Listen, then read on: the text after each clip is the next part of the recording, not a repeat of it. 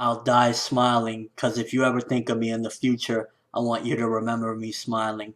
That was such a powerful ending. I'm not gonna lie, the feels in this one was real, and just to see what Rocinante did, regardless of what may happen to him, how he goes out, ultimately, he was a very enjoyable character and a very honorable man, to say the least. Let's go.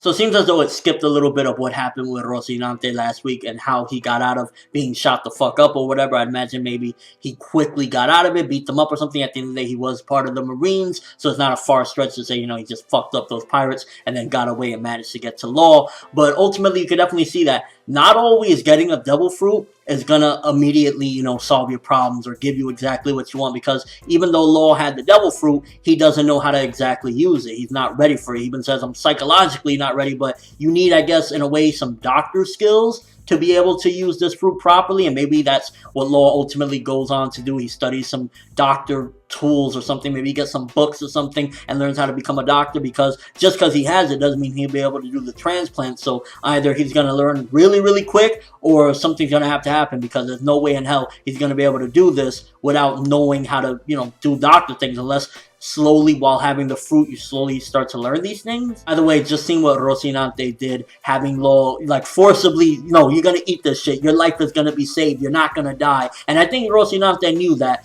since Doflamingo wanted that fruit bad enough, maybe that's why he thought, well, he won't kill him if he has it. Although, to be fair, if he kills him, then the fruit will spawn somewhere else. But maybe he doesn't know where the fruit will spawn, so he's just going to want to keep Law by his side. So maybe that's what he was gambling as well. In case shit went down and Doflamingo ultimately got to Law, he might not kill him. And at the end of the day, Law can just lie and say, Rocinante made me do it. So he's probably thinking of his safety at the same time. And just imagine that at the end of the day, if it wasn't for Virgo, you know, fucking up these plans and everything, Rocinante could have saved Dressrosa from the disaster that was about to befall it, because that letter was basically to stop what his plans were. So you could definitely see in this chapter as well, he had this shit mapped out for years about conquering Dressrosa and taking it back and everything, because Rocinante was trying to stop it, which means that for years and years and years, this dude was getting ready to do this. So maybe Crocodile didn't plan enough when he went to go conquer Alabasta. And although it felt convenient in a way, ultimately it was like, fucking shit, I knew this is how it was going to go down. Something with Virgo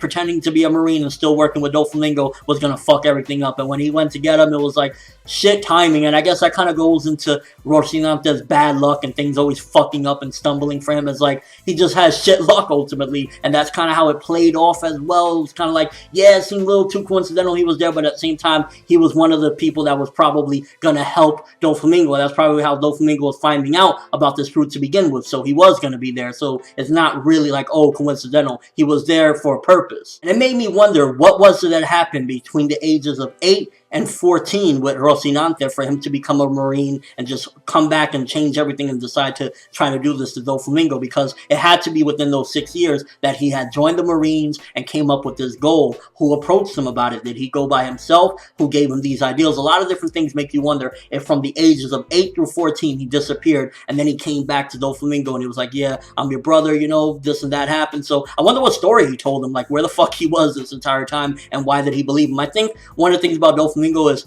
and you see it in this chapter as well, he's desperate to have people that he can trust, and he felt like his family betrayed him, what his dad ultimately did, bringing them into poverty, and the world betrayed him, and then now his only brother as well betrayed him. So this chapter marked probably a large part of Doflamingo's character of, once again, trusting even less and just saying, no, my crew is my family, fuck Rocinante, my father, everybody, because they did him dirty, and like ultimately this is a huge monumental moment in a sense for his character, and it's going to change him even worse. Like he probably, if he was a scumbag then, he probably became even more of a scumbag, because he's like, even my own brother was out to get me, fuck that shit. And getting a first glimpse of Birdcage, I'm interested to see if we're going to actually get a demonstration on how to get out of Birdcage, because they said there's no escape, but obviously Law's going to be able to escape it, unless again, like he cuts him a deal or something. And at the same time, I think Rocinante is going to die within Birdcage, so maybe we'll get a demonstration on how to get out of it. Maybe Doflamingo might say something, slip up or whatever, because I'm sure there's going to be a way for them to break through Birdcage. But just seeing that he's had this technique for a while, I'm sure even if there was a way to break through it then, he might have already sealed up that, you know, breakaway path, so to speak, because it's been a long time. And the ending with Rocinante smiling and the thing that he said at the end, I was just like, that was very touching. It built the character, and we knew he was going to die from the get-go because we've heard of him dying Corazon and all that stuff that we've heard in the past, and we knew that he was going to die. But just the way he went out and being built up, even though we know we're going to lose this character, I felt Oda's doing a great job, and it's Oda at the end of the day. He rarely fucks up, so the fact that he's doing it is no surprise to me. Making Corazon a character we know is ultimately going to die, still feel like I really care about this character. Why the fuck does he have to die? Don't die. Oda, change something. Do something. But to be honest with you, I felt it was a great chapter. The execution of what they did, building up the character, kind of switching over to Doflamingo and just seeing that he really is becoming hateful of everything. And this is just another milestone in why he hates people and why he's so angry and he's doing these fucked up things. It's like, if his own brother can do this to him, fuck the world, and the name Joker is very befitting. He just wants to see the world burn at this point. And fuck Virgo. Seriously, fuck Virgo. I'm so glad that Virgo met his end, because fuck Virgo. Monet, as cool as she was, fuck her too, because she was a part of all this. Just fuck most of these people. Like, as much as I love Dong and I admire him, fuck him too, because we know what ultimately he's gonna do to Corazon. So it's like, why does Corazon have to die? Actually, Oda really did a good job of making me like him. Like, he made a really likable character, even though we knew his fate. Fuck, Oda, why you do that, bro? And with all that being said, great chapter this week. 9 out of 10, I'm giving this bad boy. I honestly felt it did some interesting progression for Doflamingo's character, giving a clear explanation as to why he is this way, untrusting and only saying, I trust my family. This is my family right here. At the same time, just making such a great character with Corazon. Like, in the short amount of time, he's awesome. And showing how Law got the devil fruit as well, the OPOP fruit. It was very nicely done, executed very well. So yeah, great chapter. But let me know what you think. First of all, how do you feel about Corazon? What do you think about Virgo? Do you think that this was a huge point for Doflamingo changing, as far as like finding out that his brother betrayed him? What do you think happened between the ages of 8 and 14 to make him become a Marine? Was it that he left to begin with because he wanted to become a Marine, or what's up? And do you think that Virgo's a piece of shit? But that's all I have for this review. Thanks for watching. Hope you enjoyed. If you liked anything I had to say or enjoyed the video, drop me a like. I greatly appreciate it. And if you haven't subscribed, if you could do so as well, that'd be awesome. For ForneverWorld, and as always, people, have an awesome day.